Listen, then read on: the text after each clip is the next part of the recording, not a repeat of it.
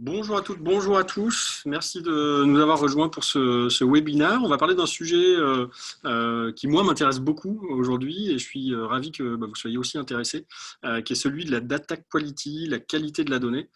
C'est quelque chose qu'on voit côté marketing, mais qu'on voit aussi côté commerce, côté CRM. L'intitulé était assez axé CRM, mais en fait, c'est de la donnée dont on a besoin dans les deux équipes, marketing et vente. Et je trouve que c'est super intéressant de pouvoir en parler ensemble aujourd'hui. Je vais vite plonger dans le sujet en question, juste pour me présenter pour ceux qui ne me connaissent pas encore. Je suis Guillaume Berthollet, je suis le fondateur de Invox, qui est une agence de marketing B2B que j'ai créée il y a maintenant un peu plus de 7 ans et qui travaille notamment sur des sujets de création de contenu, de génération de leads, donc de récupération de données, et donc forcément à un moment s'est posé la question de savoir quelle était la qualité de la donnée qu'on récupérait sur des prospects et comment on allait nourrir les bases de données. Invox, je vous laisserai aller faire un petit tour sur notre site. Je ne vais pas vous en dire trop aujourd'hui. Ce n'est pas le but. Le but, c'est vraiment de se concentrer sur le sujet qui nous réunit tous. Juste pour vous donner quand même un tout petit aperçu. Effectivement, on a aujourd'hui quatre métiers. On a un métier de production de contenu, B2B, et un métier qui est très, très fort lié à celui-ci, qui est de valorisation de ces contenus-là sur différents canaux d'acquisition. Donc, de faire en sorte que mon blog, mes livres blancs, mes infographies, mes webinars, comme c'est le cas par exemple aujourd'hui, soit visible. Et puis après, on a un travail qui est un peu plus en interne, qui est moins visible de l'extérieur, qui a un travail à la fois d'organisation, c'est-à-dire comment est-ce que je fais en sorte que les équipes marketing et les équipes vente soient formées, comprennent les logiques d'inbound marketing, de demand generation, de content marketing. Et puis surtout, comment est-ce qu'au niveau techno, j'ai les outils qui me permettent d'industrialiser mes mécaniques, notamment les mécaniques marketing. Donc, on parle beaucoup de marketing automation. Et c'est dans cette partie-là, qui a maintenant quasiment 18 mois, on a commencé à travailler sur des bases de données qui étaient vraiment pas propres, qui étaient vraiment pas efficaces et performantes, et où on a été un peu challengé par certains de nos clients pour déjà faire le constat de pourquoi est-ce qu'on avait une faible performance sur la donnée qu'on avait. Quand on ouvrait un peu le capot, et je pense que c'est des choses qui arrivent chez vous, vous dites il y a plein d'enregistrements, c'est vieux, c'est pas complet, on ne sait pas quoi en faire. Et donc on a commencé à travailler là-dessus, on a découvert pas mal de choses et on a mis en place petit à petit quelques recettes que je vais essayer de partager avec vous. Donc c'est vraiment dans cette partie-là de notre métier qu'on a commencé à avoir des choses. Et quand même, donc là vous me voyez aujourd'hui. Aujourd'hui, Invox, c'est un peu plus de 30 personnes qui travaillent sur ces différents sujets et que vous croiserez peut-être au gré de certains autres webinaires ou sur notre blog, puisqu'il crée aussi pas mal de contenu. Si vous êtes là aujourd'hui, et j'ai beaucoup schématisé, et je vous demanderai d'utiliser les questions-réponses. Il y a un outil questions-réponses plus que le chat. Vraiment, l'outil de questions-réponses me permettra de répondre au fur et à mesure à certaines de vos interrogations. Mais en gros, c'est que vous vous posez aujourd'hui deux questions. C'est est-ce que ma donnée elle est bonne, et a priori vous avez peut-être un présupposé qu'il y a un petit travail à faire parce que la qualité n'est peut-être pas exceptionnelle aujourd'hui dans votre donnée. Et surtout, comment est-ce que vous pouvez faire en sorte que dans la durée, soit la donnée s'améliore, soit elle reste bonne, soit on la complète petit à petit. C'est vraiment les deux gros enjeux qu'on va avoir sur ce sujet. C'est d'arriver à faire une photo et de corriger à un instant T ce qui ne va pas dans une base de données, et puis surtout de se structurer, de s'organiser, de faire en sorte que les outils et les personnes font que la donnée, dans la durée, va être bonne. Donc c'est à ça que je vais m'atteler là sur les quelques dizaines de minutes qui arrivent, pour vous partager un petit peu mes croyances, mes réflexions sur le sujet, ce qu'avec l'équipe Invox on a pu aussi creuser, parfois en allant sur des terrains un peu compliqués chez certains de nos clients. Donc voilà, et puis j'espère que du coup vous aurez plein de questions pour moi.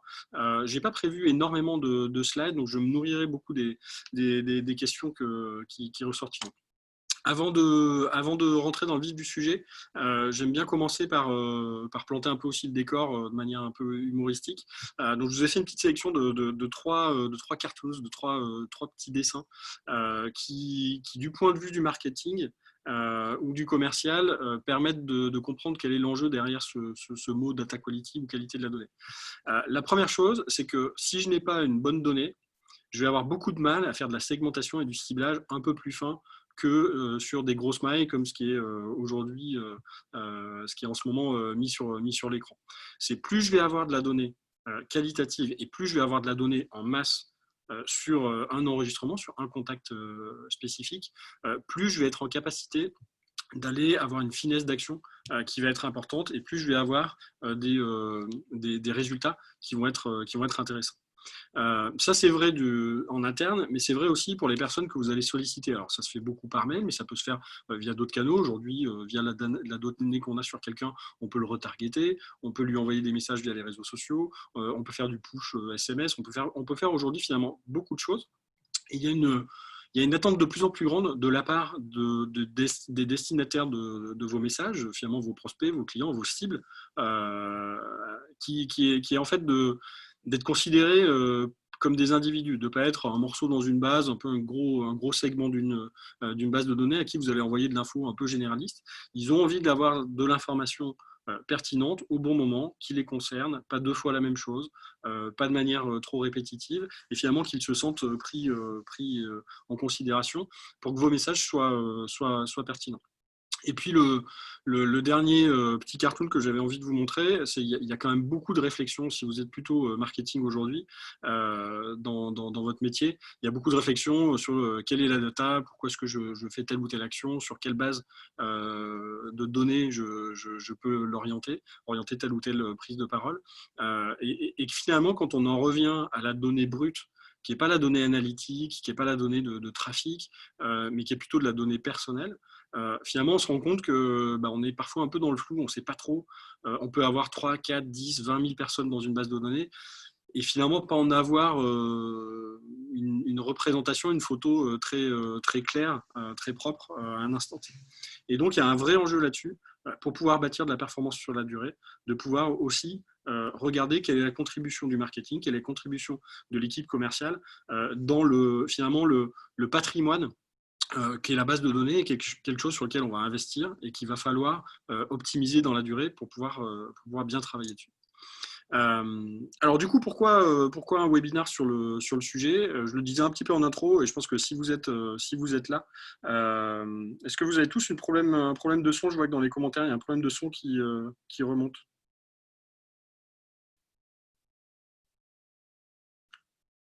Non. Parfait, je crois qu'Isabelle, c'est plutôt chez vous. Donc on a décidé de parler de ce sujet parce qu'on s'est rendu compte en fait à chaque fois qu'on a travaillé sur des bases de données qu'on retrouvait un peu les mêmes problèmes chez tout le monde. Et finalement, même en B2C, en B2B, ça a finalement assez peu d'importance. On se rend compte qu'il y a toujours un peu les mêmes schémas qui reviennent, qu'on hérite de situations un peu du passé. Donc, on a un peu une dette historique dans la base de données qui commence à être importante, que c'est pas un sujet auquel on s'attaque forcément volontiers. C'est un peu le truc qu'on va faire en dernier parce que voilà, on n'a pas forcément toujours envie de savoir ce qui se passe. Et donc, l'idée aujourd'hui, c'est de vous aider sur ces sujets-là, à les prendre par le bon bout, de vite mettre en place les quelques actions correctives qui peuvent être intéressantes et d'avoir surtout les bonnes pratiques, les bonnes choses aussi pour tenir dans la durée. Alors, moi, ce sujet-là, je suis tombé sur ce mot, silogomanie. Peut-être certains d'entre vous le connaissent, mais c'est en gros, quand on est marketeur et qu'on a une base de contacts, c'est un peu la maladie qu'on a. Alors la silogomanie, je vais vous montrer un visuel, vous allez tous comprendre ce que c'est. C'est ça, c'est la maladie d'entasser les choses et de stocker sans rien pouvoir jeter et en plus de manière un peu désordonnée. Et ça, c'est je trouve une très très bonne représentation de la base de données.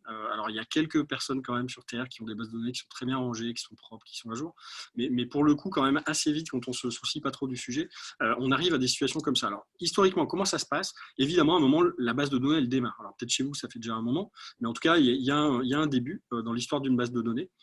Et en général, on a peu de données qui sont bien rangées, qui sont propres, qu'on a travaillées et qui sont activement exploitables à un instant T.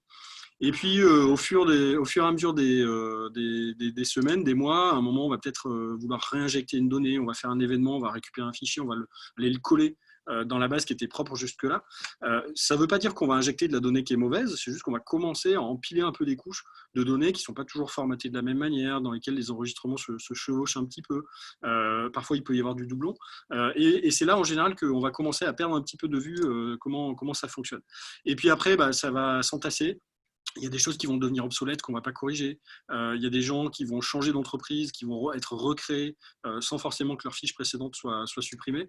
Et petit à petit, de mal en pis, vont se rajouter différentes choses. Et souvent, soit parce que vous allez prendre un poste dans une nouvelle entreprise, vous allez découvrir l'état de la base, soit parce que ça va devenir votre job, soit parce que finalement, vous allez ouvrir la porte de la pièce base de données que vous n'aviez pas ouverte depuis un moment, et vous allez vous retrouver face à ça. Et quand on est face à ça, soit on se dit, oulala, je referme la porte, soit on se dit, il faut que je fasse un grand coup de ménage là-dedans, et là, pour le coup, il va falloir remonter les manches, et potentiellement, ça peut prendre de l'énergie, ça peut prendre du temps, ça peut coûter un petit peu d'argent. Et face à ça, il y a en général deux réflexions. C'est soit je prends tout, je balance tout, je repars à zéro. Donc je ne fais même pas l'effort de faire le tri. Soit c'est quand même là-dedans, il va falloir que j'arrive à trouver ce qui est exploitable, et sans y passer des heures et des heures, donc sans prendre chaque enregistrement un par un, il va falloir que j'arrive à un peu industrialiser mon cleaning de données, mon nettoyage de données. Je vais lancer un petit sondage quand même pour savoir. Donc normalement, vous allez avoir quelque chose qui s'affiche sur votre écran. Il y a pas mal de propositions. C'est pour un petit peu sentir l'atmosphère parmi vous sur les problèmes que vous rencontrez avec vos bases de données aujourd'hui. Vous pouvez répondre, vous pouvez cocher plusieurs cases. Donc je vais vous laisser quelques secondes pour ça, et puis on regardera après ce qui s'est passé. Ça commence à se remplir. Alors, il y a quelques personnes quand même qui sont contentes de la qualité de leur base. Ça me fait très plaisir.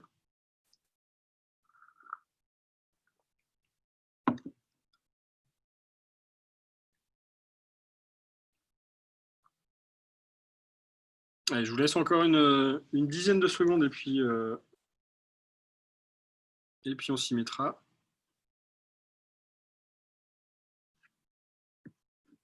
Et on a une quarantaine de votes. Je pense que les derniers vont arriver.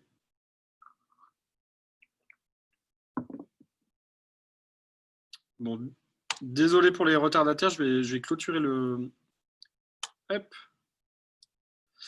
Voilà, alors normalement, chez vous, vous devriez voir arriver les résultats. Alors, qu'est-ce qui ressort là-dedans? C'est qu'on a 9 personnes sur 42. On a quand même une personne sur 5 qui est contente de la qualité de sa base. Et puis quand même, on a à peu près. Alors, on n'a personne qui n'a pas de base de données. Alors, c'est déjà un bon résultat. Par contre, on voit que les problèmes sont quand même assez fréquents, puisque tout est quasiment entre 20 et 40 ou 50%. On a des soucis de doublons, ça c'est la majorité des cas. J'ai des vieux contacts aussi qui ressortent pas mal, 43%. J'ai des bases un peu dans tous les sens. Mes commerciaux remplissent n'importe quoi, ça c'est un grand classique aussi. Et le problème de communication entre base marketing et base CRM. Donc grosso modo, la qualité de la base est effectivement pas toujours au rendez-vous. C'est sans doute aussi pour ça que vous participez en ce moment à ce webinaire. Merci beaucoup d'avoir participé, je trouve que c'est super intéressant. En gros, pour tous ceux qui ont, à part les 9 qui ont répondu être contents de la qualité de leur base, mais même ceux-là, peut-être qu'ils sont contents à l'instant T, et pour qui c'est quand même un sujet. En gros, vous êtes un peu dans la position de Sisyphe. Sisyphe, vous savez, c'est celui qui remonte son rocher, puis dès qu'il arrive en haut de la montagne, il bascule de l'autre côté et il recommence. Donc, c'est un peu le travail perpétuel. La base de données, c'est un peu ça. Vous êtes là, et puis votre base de données, c'est ça. Et vous essayez de pousser ce truc-là, et c'est un peu comme ça que le sujet peut être ressenti. Donc, on va faire un travail tous les 6 mois, tous les 12 mois, quand ça va nous prendre, de dire, oh là là, la base de données, ça ne va pas, il faut que je fasse un travail de cleaning, on s'y attelle, et en général, ça ne dure pas derrière.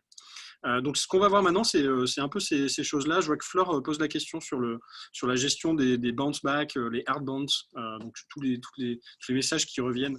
On l'abordera tout à l'heure. Donc, continuez à poser toutes vos questions. Je vois qu'il y en a quelques-unes qui commencent à arriver. Donc, toute l'idée, c'est de faire un gros nettoyage et donc de travailler pour avoir enfin une donnée propre. Et ça va demander plusieurs petites choses. Ça va demander et c'est ce qu'on va regarder maintenant, de définir ce qu'est une donnée propre. Donc on va commencer par ça. Donc on a fait un petit classement des critères sur lesquels vous allez pouvoir cocher en disant est-ce que mes données aujourd'hui sont propres au niveau de ces critères-là. Alors depuis maintenant quelques mois, il y a un critère qui s'est rajouté, c'est le fait est-ce que je suis compatible RGPD. Alors si vous êtes en B2B, les critères sont quand même un petit peu plus souples. Pour autant, il y a quand même des pincettes à prendre des précautions pour être sûr que la base que vous avez le droit de la solliciter de la bonne manière et de respecter aussi dans les emails que vous allez faire partir quelques règles comme offrir systématiquement les opt-out. Et surtout, d'arrêter de rajouter à partir de maintenant, sur l'historique, éventuellement on peut en discuter, mais de ne plus rajouter, de ne plus injecter de données qui ne le soient pas. Comme ça, vous allez vous assurer que d'ici quelques mois ou quelques années, toutes vos données seront 100% RGPD compatibles et vous n'aurez pas ce problème-là. Le but aujourd'hui, ce n'est pas de parler des RGPD, donc c'est vraiment un préalable que je voulais rappeler. Le deuxième point, c'est est-ce que les données sont organisées ? Être organisé, c'est, et on le voyait sur les résultats du sondage, où on a quand même 45% qui ont des données un petit peu partout. Être organisé, c'est d'avoir une base unique, à minima au marketing, et après, on peut renvoyer ces données-là sur d'autres bases, si on a d'autres outils qui doivent y faire appel. Mais c'est en tout cas d'organiser la donnée dans un seul endroit. Soit j'ai un hub de données et je fais converger toutes mes données dessus, soit c'est ma base marketing qui, normalement, est la base la plus large, où je dois avoir tous les contacts possibles, et après je vais redécouper cette base-là pour l'injecter dans les autres outils. Mais en tout cas, l'organisation, ça passe par déjà avoir un référentiel qui soit posé dans une base unique, et puis surtout derrière d'avoir une organisation des champs et de la donnée qui soit propre. De regarder finalement la structuration, je ne regarde même pas encore la donnée, je vais juste regarder les colonnes, si je vois ça comme un Excel ou un spreadsheet, je vais regarder les colonnes et me dire, est-ce que ces colonnes-là font sens ? Est-ce qu'elles sont bien nommées ? Est-ce que je n'ai pas des doublons dans les colonnes en même temps ? Parce que bien souvent, on va hériter sur des migrations ou des ajouts de données, d'une organisation de la donnée qui n'est pas très propre. Le troisième point, c'est que les données soient correctes. Parce que parfois, on peut avoir l'impression qu'on a des données qui sont bien remplies. Et pour autant, quand on va commencer à zoomer, on va voir qu'on a beaucoup d'adresses email dans lesquelles on a des erreurs. Où on va avoir beaucoup d'inversions nom-prénom. On va avoir des champs qui ont des informations à l'intérieur qui ne sont pas les informations qu'on attendrait. Typiquement, des secteurs d'activité dans des job descriptions, par exemple. Et donc, il y a un travail à faire sur est-ce que mes données sont correctes. Et pour ça, il y a quelque chose de très facile à faire, c'est vous sortez 100 enregistrements au hasard de votre base de données, et vous allez regarder, est-ce que vous les imprimez sur un A3, et vous passez au stabilo tous les endroits où vous avez l'impression qu'il y a des choses qui sont pas correctes, et où on a des erreurs, des erreurs de saisie, des erreurs de formatage qui peuvent exister, et vous allez voir qu'il y a souvent des choses assez rigolotes. Dans les choses assez croustillantes, nous on a eu des bases de données où alors je ne veux pas charger les commerciaux, mais où on retrouvait dans le champ adresse postale, qui était rendu obligatoire dans le CRM pour créer un nouveau contact, on retrouvait l'adresse du siège social de l'entreprise. Parce que les commerciaux n'avaient pas envie d'aller chercher pour chaque contact où était le siège social, donc ils en avaient une, ils la mettaient systématiquement. Et quand on commence à se rendre compte de ça, on se dit il y a un problème dans la façon dont je collecte ma donnée, et forcément, même si elle est remplie, elle n'est pas correcte. Un autre sujet qui est très intéressant pour analyser si une donnée est propre, c'est l'homogénéité de la donnée. L'homogénéité de la donnée, c'est à l'intérieur d'un champ, c'est comment est-ce que je vais formater la donnée. Le plus parlant, c'est l'intitulé de poste, c'est le titre ou le job d'une personne, d'un contact dans votre base de données. Si c'est un champ texte ouvert, il y a de bonnes chances que pour un même titre, directeur marketing par exemple, vous ayez marketing, directeur marketing, directrice marketing, direction marketing, directeur commercial et marketing. Et finalement, cette donnée-là, elle n'est pas fausse en tant que telle, elle est correcte, mais elle n'est pas forcément exploitable. Et donc, il y a un enjeu qui est de dire comment est-ce que je peux fermer des champs, mettre plutôt des cases à cocher ou des champs déroulants dans la saisie, ou faire du travail. J'exporte mon fichier et puis je vais faire du remplacer à la volée pour dire tout ce qui est dire marketing et quelque chose, responsable marketing, marketing VP, marketing chief marketing officer par exemple, devient un champ fermé qui est direction marketing. Et ça, c'est quelque chose d'important parce que du coup, vous allez forcément éviter les erreurs et vous allez aussi pouvoir derrière travailler la donnée, faire de la statistique, d'une part, et puis faire des listes ou des segments sur lesquels vous allez pouvoir vraiment travailler. Et puis, un petit sujet sur le scoring. Il y a un côté exhaustivité qui est important. Alors, ça dépend un peu des formats de saisie, d'où vient la donnée. Mais nous, typiquement, chez Invox, on est assez conservateur sur le nombre de champs qu'on veut remplir pour pouvoir créer un contact. Juste email, nom, prénom ne suffit pas pour créer un contact dans notre base de données. Il faut rajouter d'autres choses. Et ça, c'est intéressant. Vous pouvez faire exactement le même test que pour voir si la donnée est correcte aujourd'hui. Vous pouvez tirer 100 ou 200 noms de votre base de données avec tous les champs. Et vous allez mettre les champs qui sont obligatoires. C'est déjà un travail intéressant de faire ce travail-là, de vous dire à quel moment est-ce qu'un enregistrement, un contact dans votre base de données va avoir de la valeur. Qu'est-ce qu'il vous faut comme socle minimal, comme information minimale? Est-ce que vous acceptez des contacts sans nom d'entreprise, si vous êtes en B2B, sans secteur d'activité, sans job desk, sans numéro de contact téléphonique, par exemple? Et une fois que vous avez mis ces champs obligatoires, vous allez pouvoir scorer votre donnée en vous disant, si je regarde tous mes enregistrements aujourd'hui sur le choix de données que j'aimerais vraiment avoir, même si le système ne les rend pas obligatoires aujourd'hui, quel est le pourcentage de champs d'enregistrement qui sont remplis. Et souvent, vous allez voir que si vous avez peut-être 10 000 contacts, vous n'en avez peut-être que 2 000 qui sont réellement exploitables en totalité parce qu'ils ont tous ces champs qui sont remplis. Donc, vous avez un manque à remplir de 8 000 sur cette approche-là. Ce qui peut derrière vous donner des pistes pour aller les enrichir ou les supprimer si c'est pas intéressant. Et puis, il y a un sujet de récence. La récence, c'est depuis combien de temps l'information est dans la base de données. On part du principe, alors c'est un peu doigt mouillé, et c'est les maximes du secteur qui disent ça, mais on part du principe qu'environ 20 à 30% d'une base devient obsolète chaque année. C'est-à-dire si vous commencez l'année avec 1000 contacts, à la fin de l'année, si vous n'en rajoutez pas, si vous ne travaillez pas votre donnée, il n'y en a plus que 800 à 700 qui seront encore les bonnes personnes avec de la donnée qui sera encore correcte. Et donc, si vous ne faites rien, au bout de 3 ans, déjà, vous avez moins de la moitié de votre base qui est encore d'actualité. Et alors, 3 ans, quand on se dit là, aujourd'hui, mai 2020, dans 3 ans, j'ai encore le temps. Oui, sauf que bien souvent, vous avez de la donnée qui date déjà d'il y a 3 ou 4 ans. Donc, ça veut dire que vous avez un patrimoine dans lequel il y a plein de trous. La donnée n'est pas bonne déjà, et puis il y en a chaque année qui devient encore moins bonne. Et c'est là où il faut être un peu l'effet du logis de la donnée pour se battre sur ces différents critères.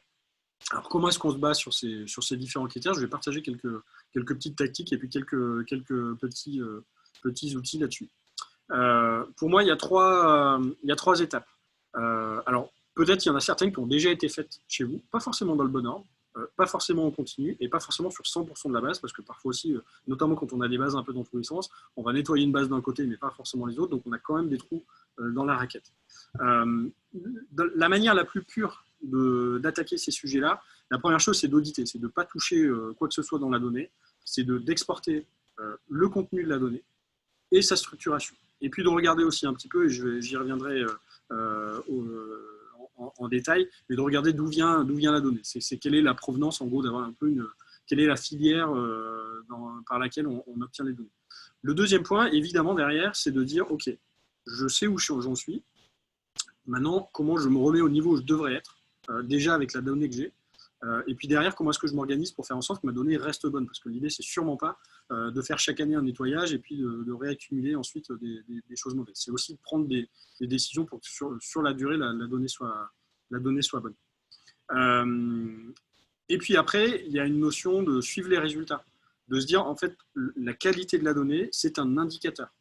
C'est si aujourd'hui, dans vos suivis marketing et d'activité marketing, vous avez quel trafic je fais, quel lead je génère, est-ce que j'ai des téléchargements, ce genre de choses, c'est génial. Mais si votre optique, c'est de générer des leads et que derrière, vous ne suivez pas la qualité de la donnée des leads que vous récupérez, en fait, vous manquez une partie de la photo. Alors, si on zoome un petit peu sur les différentes choses, l'audit, en gros, c'est une jolie chasse aux zombies. C'est très, très proche de ça. C'est qu'aujourd'hui, dans votre base de données, ce sont des contacts, ce sont des compagnies aussi, des sociétés, ce que je dis pour les pour les données personnelles sur de l'humain, c'est aussi valable sur de l'entreprise, c'est qu'il y a déjà une part que vous ne connaissez pas forcément. Il y a un pourcentage parfois non négligeable, parfois très important et parfois majoritaire de zombies. C'est des morts vivants qui se baladent et finalement, c'est des gens que vous n'arriverez plus jamais à contacter pour X raisons sur cette base. Alors l'idée, c'est de faire une photo pour savoir quelle est l'ampleur du dégât, il y a combien de personnes dans votre base qui seront de toute façon jamais contactables. Et pour ça, on va aller à la chasse, un peu critère par critère, on va faire tourner différentes passes pour voir comment est-ce qu'on peut le faire. La première chose, c'est effectivement les gens qui sont vivants. Alors vivants, c'est bien souvent, c'est une adresse qui répond encore et derrière qui il y a quelqu'un. Et donc pour ça, on va regarder ce qu'on appelle les bounces. Ça avait été remonté comme question par Fleur tout à l'heure. On va regarder les bounces, notamment si quand j'envoie un message, j'ai toujours un pourcentage d'erreurs qui reviennent. Et finalement, ces bounces-là, ils peuvent être de deux types. C'est un bounce, ce qu'on appelle les soft bounce. Les soft bounce, c'est la boîte était pleine, ou il y a eu une erreur à un moment T, mais finalement, le mail d'après, il finit par arriver. Donc, c'est quelqu'un, il y a eu une erreur parcours, mais l'adresse mail est toujours valable. Et un hard bounce, c'est que là, vous avez une réponse du serveur qui vous dit cette adresse n'existe plus, ou l'URL n'existe plus, ou en tout cas, ça ne fonctionne pas. Les deuxièmes morts-vivants qu'on va avoir, ce sont les adresses avec erreur. Et là, on va avoir finalement toutes les erreurs d'encodage. Au lieu d'invox.fr, j'ai invox avec 2 O. Ça ne me met pas d'erreur parce qu'en face, il n'y a pas forcément un serveur, mais pour autant, j'ai des adresses. Donc là, on va pouvoir faire déjà une première passe en se disant, je fais un premier écrémage. J'ai des systèmes aujourd'hui, on verra tout à l'heure quelques outils techno qui vous permettent de faire ça pour gérer ça. Et surtout, il y a un côté un peu de deuil à faire, de se dire je nettoie petit à petit tout ce qui bounce, je le sors progressivement et puis éventuellement ça reviendra à un moment. Il y a une photo aussi à faire pour savoir si on est qualitatif ou pas, d'être un petit peu honnête avec soi-même sur la source des données. De se dire, est-ce que dans ma base de données, il y a des données qui viennent d'une source où je sais que j'ai de très grandes chances d'avoir de la donnée qui est mauvaise, auquel cas il faut que j'arrive à essayer de l'isoler, ou est-ce que j'ai aujourd'hui des choses qui sont branchées sur ma base de données qui m'amènent des choses peu qualitatives. Typiquement, sur la base Invox, alors certains d'entre vous ont réussi sur les premières heures, on avait ouvert le webinar parce qu'on a oublié de cocher cette case-là, mais normalement on n'accepte plus les adresses perso, donc les Yahoo, les Gmail & Co.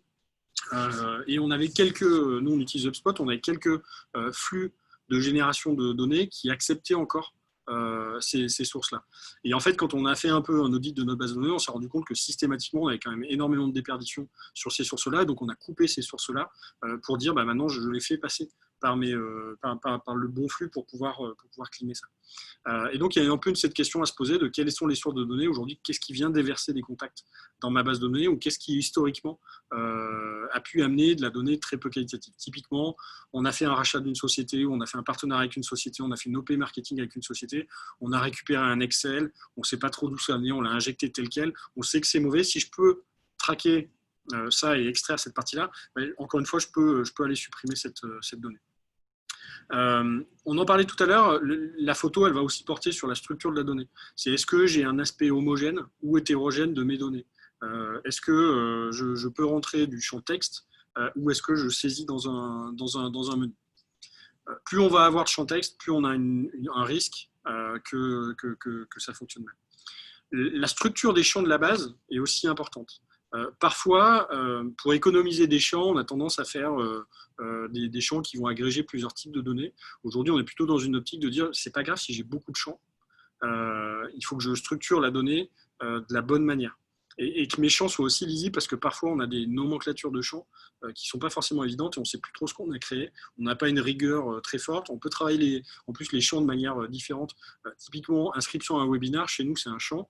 Et à l'intérieur de ce champ-là, on peut avoir un multi-select sur quels ont été les webinars auxquels les personnes ont assisté. Donc tous ceux qui êtes là présents aujourd'hui, vous êtes un enregistrement dans notre base de données avec une ou plusieurs entrées dans ce champ inscription au webinar. Ce qui, moi, me permet derrière de requêter en disant, dans ma base, qui n'a jamais participé à un webinar, qui a participé à plusieurs webinars, qui a participé à des webinars sur telle thématique, et derrière de retargeter. Si je crée un champ dans ma structure, par exemple, webinar du 6 mai, et que je mets un oui, non dedans, et qu'après je vais créer d'autres champs, et qu'à un moment je change mon nommage de champ, en fait, ma donnée n'est pas forcément fausse, mais elle est inopérable à l'instant T. Donc il y a une vraie question sur la partie structure sur laquelle on peut zoomer. Clairement, la récence, le millésime de la donnée, c'est quelque chose qui est important. Normalement, dans tous les systèmes à peu près bien conçus, vous avez une date de création et une date de dernier update des données. Et c'est intéressant de regarder ça et de vous dire, dans ma base, OK, j'ai X% de ma base qui a été créée en 2013, X% de ma base qui a été créée en 2014 et X% de ma base sur chacun de ces millésimes qui n'a jamais été mise à jour. Et là, vous allez pouvoir commencer à prendre des décisions aussi en vous disant, voilà, tout ce qui est 2013, éventuellement, je fais un petit shoot sur cette base pour voir si ça réagit encore un peu. Si ça ne réagit pas aussi, en tout cas, j'arrive à faire un tri éventuellement sur ceux qui n'ouvrent plus, je supprime cette base-là. On a le sujet opt-in. C'est important, à minima, sur les nouveaux contacts qui rentrent dans votre base, si vous n'arrivez pas à le faire sur la base. Et je vois qu'il y a des sujets qui ressortent un peu sur RGPD. J'y reviendrai tout à l'heure dans les questions-réponses. Mais c'est important de pouvoir maintenant identifier quelle a été l'action d'opt-in et quel est le consentement que vous avez recueilli sur vos différents contacts. Et puis évidemment, la complétion. On en parlait tout à l'heure, c'est dans mes champs aujourd'hui, quel est le pourcentage de ma base dans lequel je n'ai pas de titre, enfin de job, par exemple pour les personnes, dans lequel je n'ai pas de secteur d'activité, dans lequel je n'ai pas de secteur géographique, si jamais la géographie, c'est un sujet important pour moi. Et donc, il faut regarder là-dedans comment jouer. Évidemment, il y a d'autres choses qui peuvent se rajouter, notamment en fonction de vos différents business. Mais en gros, si déjà vous regardez ces choses-là, vous allez commencer à voir quand même apparaître et émerger quand même un niveau de qualité et surtout des priorités en termes de chantier derrière, parce que tout ne sera pas forcément autant problématique. Je vais juste regarder s'il y a des questions qui sont arrivées sur ces sujets-là. Hélène, je reviendrai plus tard dessus. Il y a une question sur l'ajout de champs à la base. Je vais y revenir juste dans la partie après, sur restructuration de base. Mais c'est une très bonne question, Hugo. Les questions sur les outils, je les traiterai à la fin. Okay. Et les doublons, pas mal de questions sur les doublons et des questions sur l'import depuis LinkedIn de Stanley. On y reviendra tout à l'heure. N'hésitez pas à continuer à les poser. Alors, comment est-ce qu'une fois on a fait l'état des lieux, comment est-ce qu'on range? Eh bien, il va falloir vous transformer en Marie Kondo de la base de données. Pour ceux qui ne connaissent pas, c'est une auteure qui a sorti l'art du rangement, la magie du rangement, sur comment est-ce qu'on rend le rangement de ses affaires super intéressant et comment est-ce qu'on a moins d'affaires. C'est exactement ça qu'on va appliquer. Alors, qu'est-ce que ça veut dire de faire un ménage de printemps à la Marie Kondo sur une base de données? Ça veut dire plusieurs choses. Et je parlais tout à l'heure d'arriver à faire son deuil de certaines choses. Souvent, il y a des directions marketing qui sont très contentes d'avoir 10, 15, 50, 100 000 contacts, d'avoir une grosse base et que ce soit un enjeu en soi. Moi, je pense que c'est plutôt intéressant d'avoir une plus petite base. On traîne moins de boulets et on va pouvoir avoir des choses beaucoup plus propres. C'est plus simple finalement de maintenir une base plus réduite que de maintenir une grosse base et d'avoir beaucoup de flou dedans. Alors, dans les différents niveaux de deuil qu'il faut qu'on ait, le côté jeter ce qu'on ne met plus. Il y a vraiment une acceptation de se dire j'accepte de virer des contacts de ma base de données. Alors, qu'est-ce qu'on peut enlever? Les gens qui ne répondent pas aux emails. Quelqu'un à qui vous avez envoyé 22 mails et qui n'a jamais ouvert, il peut se poser la question de se dire est-ce que je le sors, est-ce que je le mets dans une autre base à qui j'enverrai mes vœux une fois par an, et si jamais ils sont intéressés, ils repasseront, de toute façon je les retrouverai d'une autre manière. Moi je pense que c'est intéressant. Il y a une bonne façon de le faire, ça, c'est de se dire chaque année entre Noël et jour de l'an, je vais regarder ma base, tous les gens qui depuis un an ont rien ouvert, je leur envoie un dernier message et je les nettoie ensuite de la base de données.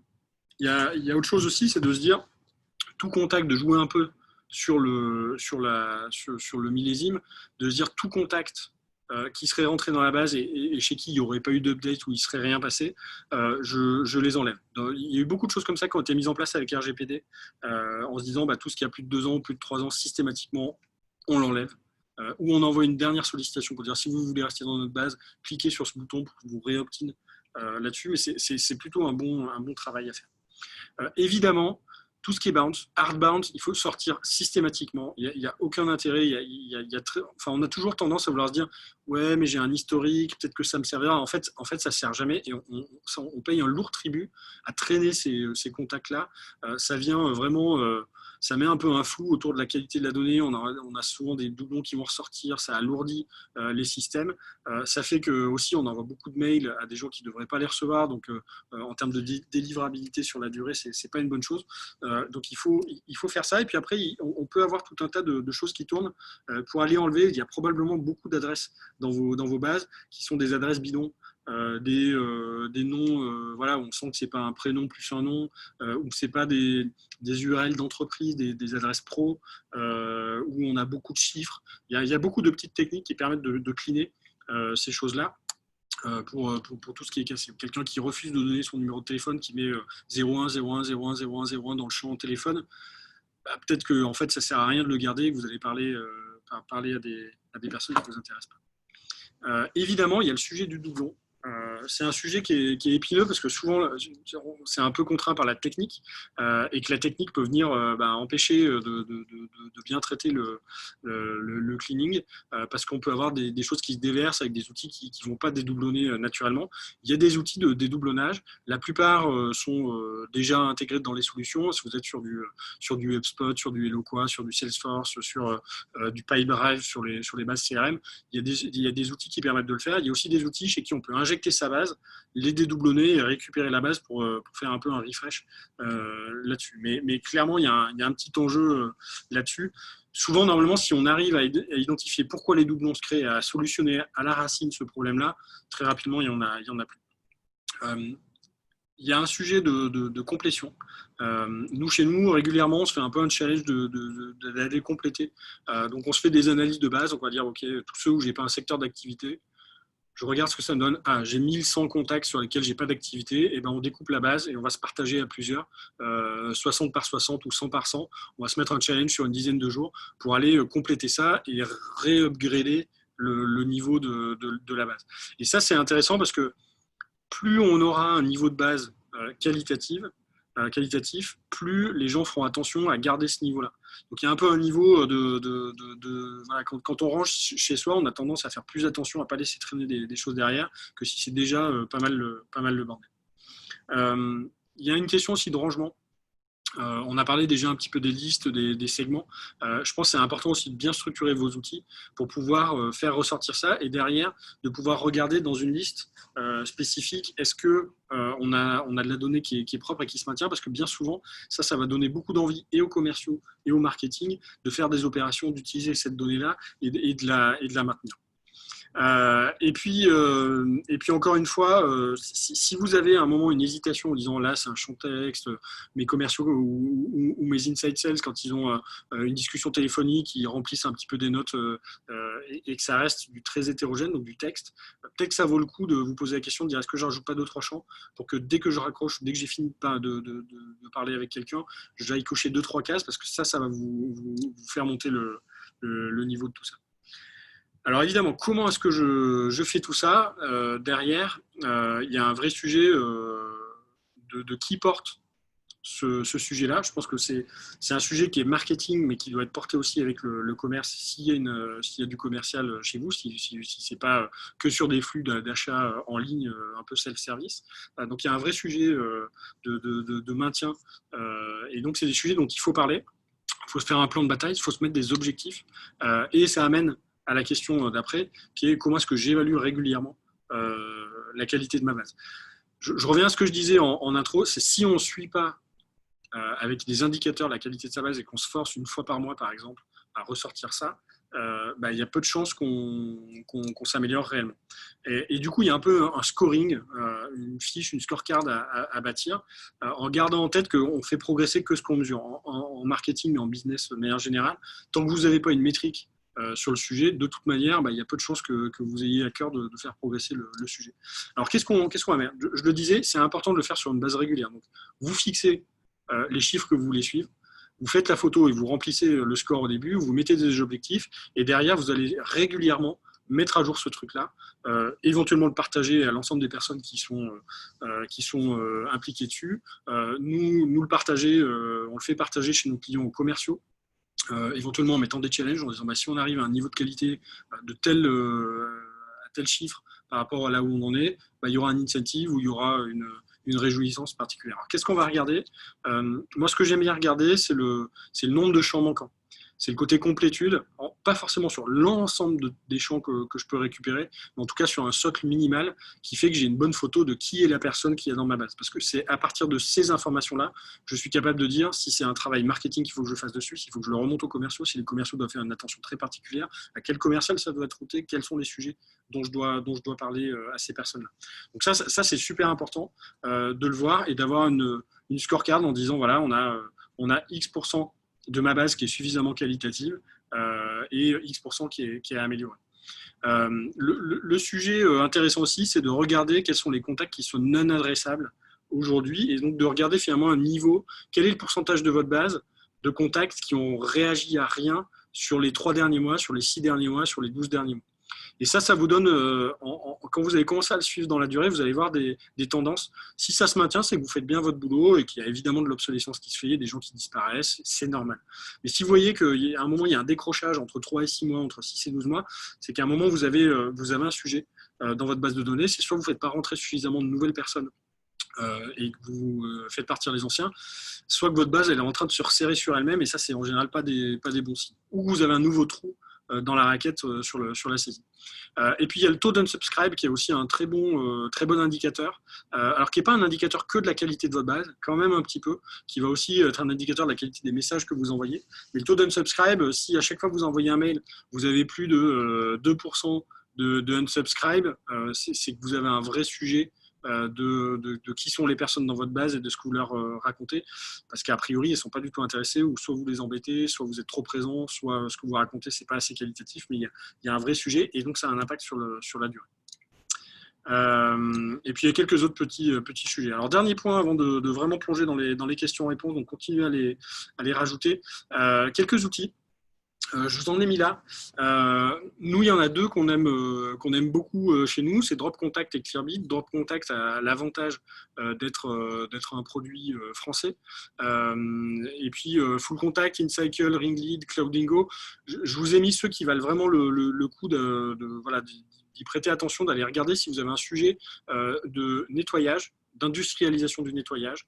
Si vous avez un sujet d'enrichissement, on n'a pas parlé beaucoup d'enrichissement jusqu'à présent, mais l'enrichissement, c'est l'art d'augmenter, d'améliorer la qualité de sa base, mais de manière un peu industrielle, donc via plutôt des outils.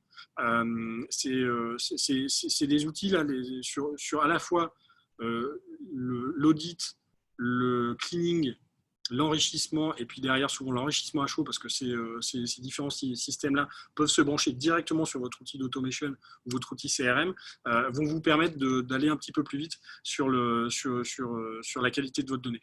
Alors, ils joueront peu sur la structure de la donnée, donc ça, c'est vraiment à vous de la travailler. Structure, c'est les champs que j'ai et comment sont structurés l'intérieur des champs. Est-ce que j'ai de la donnée homogène ou hétérogène?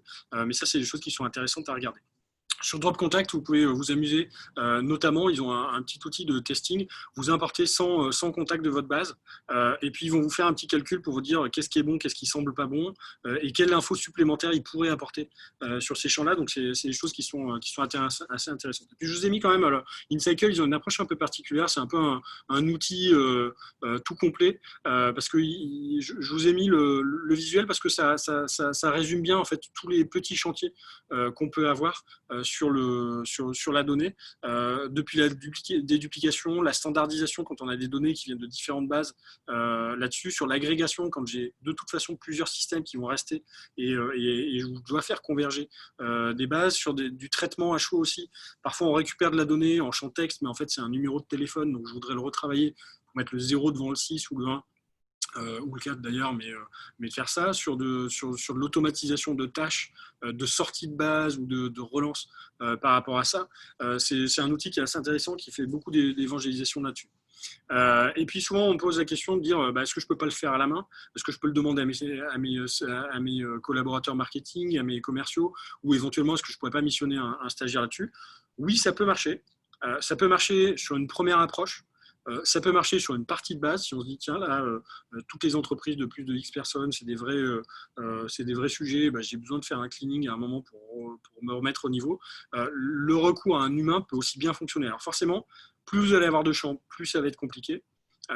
Et au-delà de ce sujet, quelle est la part de l'humain, parce que les outils ne pourront pas tout faire, il y a un vrai sujet aussi de formation dans la durée, de sensibilisation par le marketing vers les CS de pourquoi la donnée est importante et pourquoi est-ce qu'il faut la rendre qualitative, de conduite du changement, d'accompagnement quand on a des cultures qui ne sont pas très CRM ou qui ont peur du CRM ou pas envie d'aller dans le CRM. Forcément, c'est des chantiers qui sont assez importants. Voilà, j'arrive à la fin de ce que je voulais vous dire sur le sujet. Je vais aller regarder les questions pendant que je vous laisse admirer un peu les prochains sujets des webinaires Invox. Alors, il y a une question de Hélène qui a déjà avancé sur ce chantier-là. Avec pas mal d'axes de ce qu'on a vu et qui se posait la question de dire quel est le niveau que je dois viser. Est-ce que je suis 95%, 90%, moins? C'est une bonne question. Je pense qu'on est plutôt dans un processus d'amélioration continue. Le schéma classique, quand on se pose cette question-là, c'est j'hérite d'une base. Mettons, j'ai 10 000 contacts. Ça peut être plus, ça peut être moins, mais mettons, j'ai 10 000 contacts pour l'exemple. Sur ces 10 000 contacts-là, très vite, je vais me rendre compte qu'en fait, j'en ai 5 000 que je dois conserver. Donc, j'en ai déjà 5 000 à tuer et à faire sortir le plus vite possible de ma base. Et après, je vais pouvoir travailler sur les 5 000 qui sont importants à mes yeux. Et en partant de là, je vais pouvoir me dire, OK, sur les 5 000, combien j'en ai qui sont quali?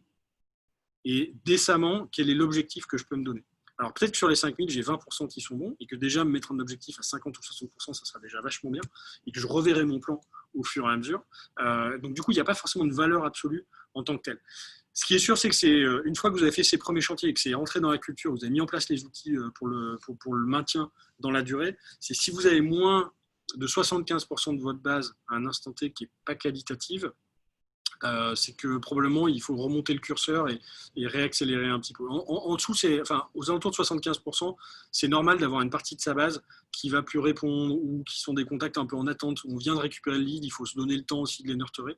Donc c'est plutôt là-dessus. Et après, si vous êtes en capacité de voir un millésime dans votre base de données, de se dire, en fait, des contacts récents, ils sont normalement plus frais, un peu plus complets parce que vous avez renforcé la captation de la base, mais en même temps, vous n'avez pas forcément eu le temps de faire du progressive profiling, de le faire traiter par des commerciaux, de le traiter à la main côté marketing.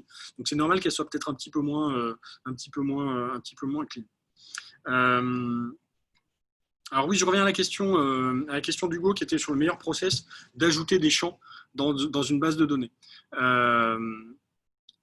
L'ajout de champs, c'est souvent quand on va se dire ma base, j'ai des infos, il me manque, ou j'ai des infos qui sont mal structurées, ou j'ai du cleaning à faire parce que j'ai deux champs qui cohabitent, il faut que j'en crée un troisième pour faire converger ces données et après supprimer les deux. Le premier point de départ, c'est d'avoir un référentiel, ce qu'on appelle le data model. Et ça, c'est super intéressant. Si vous avez plusieurs outils, c'est encore plus intéressant parce que vous allez voir que vous avez plusieurs data models et il va falloir commencer à faire les plans de synchronisation ou de coordination de ces champs-là. Il y a un vrai travail à faire de modélisation. Et une fois que vous avez ce travail de modélisation, de description des champs, de qu'est-ce que je veux dans ce champ et comment doit être formée la donnée et quel est le niveau qualitatif de la donnée. Une bonne façon aussi de faire, c'est de zoomer sur un ensemble d'enregistrements parfaits, entre guillemets, de sortir une dizaine de champs en disant voilà, ça c'est ce qu'on veut dans la base. Et il faut remplir ces champs-là et ensuite de porter ce discours-là. Donc sur l'ajout de champs, il faut vraiment se poser la question du data model et après de regarder en fonction des outils qu'on a. Si on a un seul outil, c'est simple. Si on a un nouvel outil qui doit venir, le hub, et que tous les autres doivent s'y plier, c'est aussi assez simple. Si on a des dépendances, il faut mettre en place un petit chantier IT pour s'assurer que je ne vais pas casser des trucs ou casser des choses qui sont synchronisées déjà. Donc là, pour le coup, ce sera un peu plus ad hoc. Une question super intéressante sur la captation de nouveaux contacts, sur la récupération de données via formulaire. Jusqu'où aller sur le nombre de champs obligatoires pour ne pas décourager la cible. Ça dépend un petit peu du niveau de décisionnaire que vous ciblez, de la qualité de ce que vous proposez en échange du formulaire. Nous, on a plutôt tendance chez Invox à demander pas mal de champs, à se dire si j'ai pas nom, prénom, téléphone ou jobdesk et une vraie adresse pro, je ne peux pas rentrer. Moi, je dirais que jusqu'à 5-6 informations, si on a un contenu intéressant derrière ou une raison suffisante de demander, ça s'explique et que bien souvent quand même, nous on s'en est rendu compte, on avait passé un temps, une inscription newsletter, on récupérait que l'email. Très souvent, on ne récupère pas des gens intéressants dedans et que si on avait demandé un petit peu plus d'infos, en fait, le tri aurait été fait. On va perdre peu de gens et à minima, faites l'A/B test et vous verrez que les gens qui comptent vraiment, ils remplissent les champs en général. Donc moi je dirais 5-6. Et puis après, ne pas oublier que si vous avez de l'automation, vous avez le progressive profiling aussi qui est intéressant. Alors, on a une question de Stanley sur si j'ai des campagnes LinkedIn, pour ou contre importer les prospects dont j'ai pas les emails. Nous, le champ, l'ID de base pour rentrer dans notre base de données, c'est l'email. C'est sans email, je ne peux pas créer de champ. Alors parfois, il y a des business dans lesquels le nom, prénom et le numéro de téléphone suffit parce qu'on est beaucoup sur de la relation téléphonique. Bon, j'ai quand même tendance à penser que l'email et l'email nominatif, le contact à teamvox.fr, pour moi, ça ne fonctionne pas. C'est même pas suffisant.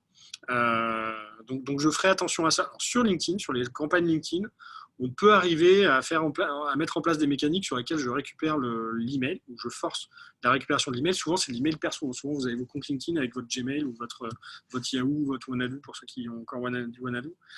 Mais vraiment, moi, je militerai pour dire, si je suis dans une relation B2B, je ne capte que de l'email pro. Et ce qui, en plus, nous mettra, pour le coup, complètement en adéquation, et comme ça, je répondrai en même temps à la question RGPD, je récupérerai que de l'adresse pro nominative. Et comme ça, j'ai aucun souci RGPD parce que j'ai du consentement sur de l'adresse pro, sur une relation B2B orientée sur un sujet en particulier, donc j'ai pas de sujet par rapport à ça. Donc moi, je serais pas tellement pour avoir du nom-prénom, sauf à avoir éventuellement une cellule de phoning ou de qualification qui... je crée une fiche dans mon CRM ou dans mon outil marketing. Ça crée une tâche pour cette cellule-là pour aller la qualifier. Et si jamais j'arrive à récupérer plus d'infos, ça devient un vrai contact, ou alors je l'évacue et je le sors là-dessus. Il y avait des questions sur les outils. Je pense que j'y ai répondu sur le côté est-ce que c'est pas trop chronophage de le faire manuellement. Si, c'est chronophage de le faire manuellement. Après, ce qui est quand même intéressant, c'est de le faire un peu manuellement. C'est de ne pas se dire j'ai branché un outil, ça va le faire tout seul. C'est quand même super intéressant. Moi, c'est encore quelque chose que je fais, et pour le coup, en plus, ça repose un peu le cerveau de le faire de temps en temps, où je vais ouvrir des enregistrements, je vais aller qualifier à la main certains trucs, je vais aller sur les fiches LinkedIn pour voir si la personne a rempli les bonnes choses. Et c'est super intéressant de prendre le pouls, d'aller dans la vraie matière, parce que c'est là aussi on va se rendre compte de certaines automatisations qu'on va pouvoir faire. Donc c'est injouable si vous avez plusieurs dizaines de milliers de contacts. Si vous êtes sur des business B2B où il y a 50, 100 contacts qui arrivent par semaine, potentiellement, c'est intéressant d'avoir une première couche manuelle intéressante là-dessus. Il y a des questions sur HubSpot, sur les créations de champs. Clairement, il faut créer quel que soit l'outil, il faut créer des champs qui vous soient personnels. Évidemment, il y a tous les champs de base, nom, prénom, téléphone, ça on garde.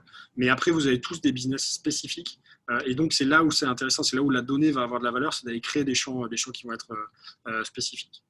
Une question aussi sur le côté jeter, nettoyer versus est-ce que je passe pas une partie de ma base en no response ou une base froide. Pourquoi pas? Moi, je trouve que c'est en général, moi j'aime bien être un peu radical.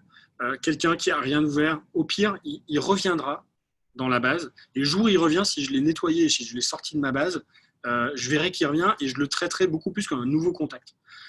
Quelqu'un qui a rien ouvert depuis un an, honnêtement, ça m'intéresse pas tellement. Et le coup de se dire, si, mais s'il revient dans un an, le commercial il verra que la personne, moi j'y crois pas beaucoup. Question de Julie, qui doit initier le travail de nettoyage de base de données, plutôt marketing, plutôt IT?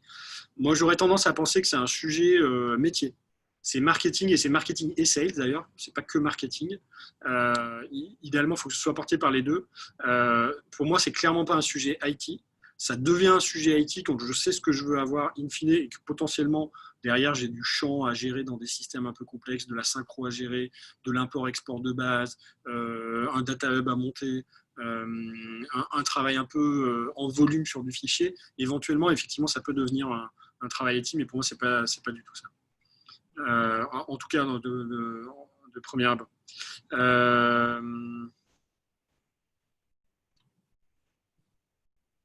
Alors, les données Une question d'Annie. Comment repérer des contacts de qualité si on n'a pas de données passées sur les comportements de ces contacts avec les emails envoyés? Ça, c'est une bonne question parce qu'effectivement, parfois, on a des trous, on a des stops dans l'historique. Soit parce qu'on a récupéré des données qui n'étaient pas traquées jusque-là, soit parce qu'on les a perdues, soit parce qu'on a changé de système, soit parce que tout simplement la donnée n'existe pas. On a aussi des contacts pour qui on n'a pas de tracking qui a été fait. Pour moi, là, on passe, en fait, on sort de la qualité de la donnée, on rentre plutôt dans des logiques de scoring où on va pouvoir, si encore une fois, on a des champs homogènes sur lesquels on peut faire du traitement statistique, se dire, OK, j'ai des intitulés de postes qui ont plus de valeur que d'autres. J'ai des secteurs d'activité qui ont plus de valeur que d'autres. J'ai des tailles de boîtes qui ont plus de valeur que d'autres. Et en fonction de ça, je vais réussir à prioriser, à mettre en fait du scoring là-dessus. Donc, quand on n'a pas de vision sur le comportement, il nous reste la donnée en tant que telle sur laquelle je peux me dire ça, c'est un contact qui m'intéresse plus. On peut demander aussi manuellement à des commerciaux de passer sur des listes en se disant ça, est-ce que tu penses que c'est un compte intéressant, et regarde sur LinkedIn si ça peut être un contact intéressant, et de faire du scoring manuel quand on a des bases assez réduites, ou si on étale ça un peu sur la durée et qu'on arrive à avoir un peu de bande passante côté commercial pour le faire, ça peut être une très bonne stratégie pour le faire. Et puis le dernier point, c'est de dire ok, j'ai peut-être pas de données historiques, mais je vais construire ma donnée sur les prochains mois. La question de la base de données, c'est un investissement, c'est un sujet un peu long terme. Comment est-ce que je peux faire en sorte dans mon animation marketing d'aller créer de l'info et de distinguer? Typiquement, nous on fait ça aussi régulièrement sur des prospects qui deviennent froids, ou des prospects pour qui on a fait une propale et qui n'ont jamais répondu, ça arrive aussi. Et de temps en temps, on va faire des programmes de relance spécifiques. On va avoir une petite série de mails sur quelques sujets. Et les sujets sur lesquels ça ouvre, les clics qu'il va y avoir, maintenant, on va se construire une connaissance de tout ça. Donc, je pense que ça, pour le coup, c'est des choses qu'on peut regarder. Et puis après, effectivement, il y a ce que ça ouvre, est-ce que ça navigue sur certains types de pages quand quelqu'un vient sur mon site, est-ce qu'ils vont sur ma page pricing, ou ça, on va se recréer dans le futur des choses.